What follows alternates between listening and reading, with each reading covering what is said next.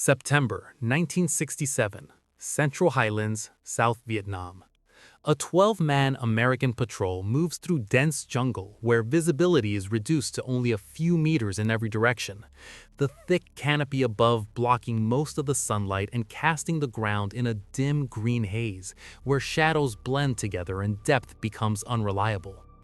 The men advance in staggered formation with rifles raised, scanning the tree line for movement that never appears, surrounded by nothing but the hum of insects and the steady sound of boots pressing into damp soil.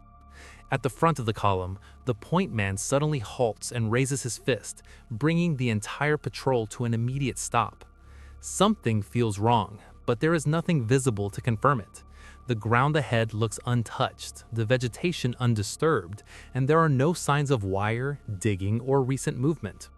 After a brief pause, he shifts forward and commits to the next step.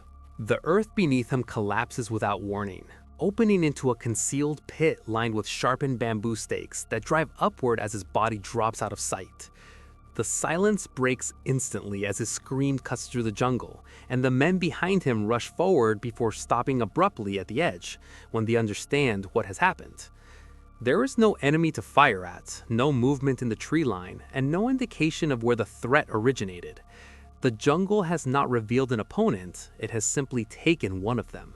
This was why American soldiers came to hate the traps used throughout Vietnam, not just because of the injuries they caused, but because they fundamentally changed how the war was experienced on the ground.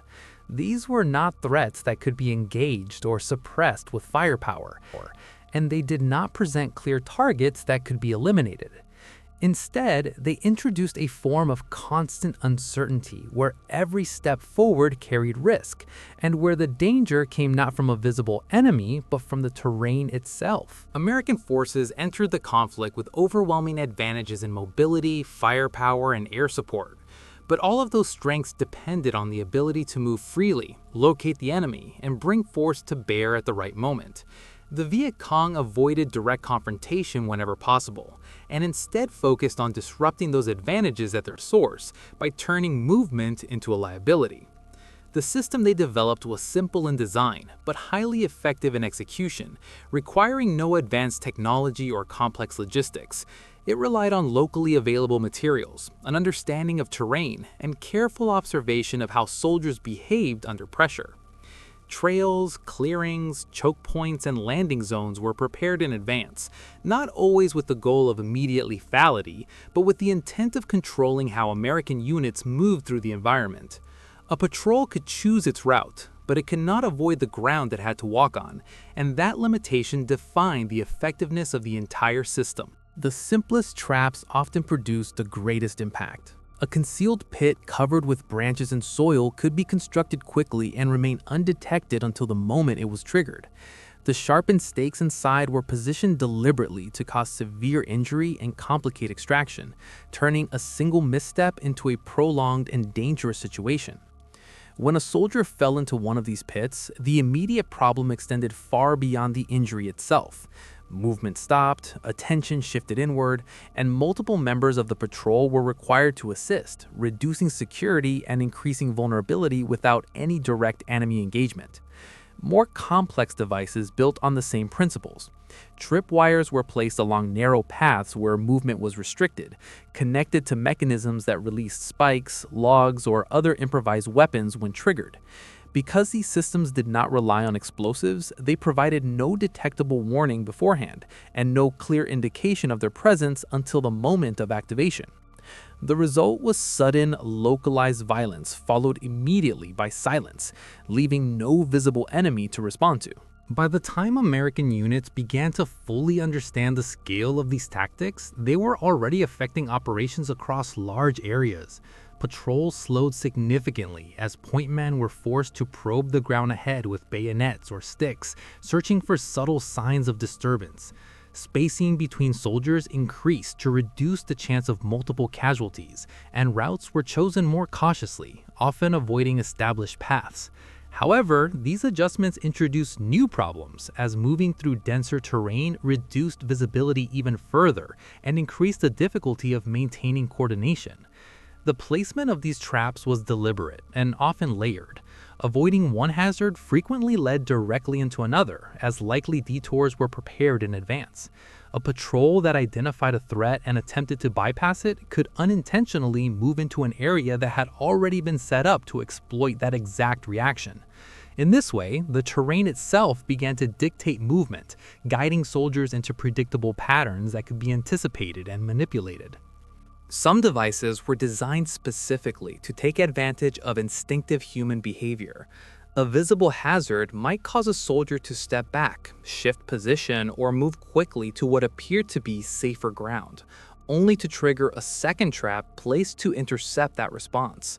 The effectiveness of these systems was not based solely on their construction, but on an understanding of how people react under stress, where hesitation, urgency, and instinct could all be used against them. Over time, entire areas appeared to be conditioned with traps, extending beyond obvious paths into locations that seemed random. The absence of a visible enemy amplified their impact, as there was no clear threat to confront or eliminate. Even in moments of complete silence, the possibility of hidden danger remained constant, forcing soldiers to maintain a level of vigilance that was difficult to sustain over long periods. American forces continued to adapt through training and specialized support, learning to recognize subtle indicators such as disturbed soil, unnatural vegetation patterns, or inconsistencies in terrain. Engineers were deployed to assist in detection and clearance, but the materials used in these devices, wood, bamboo, rope, and earth, blended seamlessly into the environment and were largely invisible to standard detection equipment. Success depended heavily on time, focus, and experience, all of which were limited in a hostile and unpredictable environment. Time became one of the most critical factors. Every precaution slowed movement, and every delay increased exposure. Patrols that would normally cover significant distances in a day were forced to move at a fraction of that speed, reducing their ability to coordinate with other units and respond effectively to changing conditions. The loss of momentum affected not just individual patrols, but larger operational planning across entire regions. The psychological impact of these conditions was as significant as the physical danger. Soldiers found themselves shifting focus away from searching for the enemy and toward analyzing the ground beneath them. Every step required attention, and the constant need to evaluate terrain created mental fatigue that built over time. Unlike conventional combat where danger was immediate and visible, this threat was persistent and largely invisible, creating a form of tension that never fully subsided. This led to growing frustration among many units. Traps could cause injury or remove soldiers from the field without warning and without offering any opportunity to respond. There was no engagement, no exchange of fire, and no clear resolution, only the need to deal with the aftermath and continue moving through the same uncertain conditions. Over time, this created a sense of resentment, not just toward the enemy, but toward the situation itself. Movement became slower, more deliberate, and increasingly cautious. The initiative that once defined many operations was replaced by hesitation, and hesitation affected everything from timing to decision-making.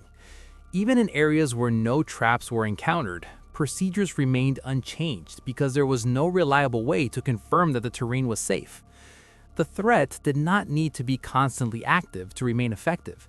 It only needed to exist. In the end, what stayed with the men who moved through these environments was not the firefights or the airstrikes, but the ground beneath their feet and the constant awareness that every step carried risk. These traps did not need to destroy entire units to achieve their purpose. By slowing movement, shaping behavior, and forcing hesitation, they were able to undermine the very advantages that defined American military strength. In a conflict built on speed, coordination, and overwhelming force, they introduced a form of warfare that could not be easily countered, one that operated quietly, persistently, and with lasting effect. Thank you for watching. If you liked this video, like, comment, and hit the subscribe button.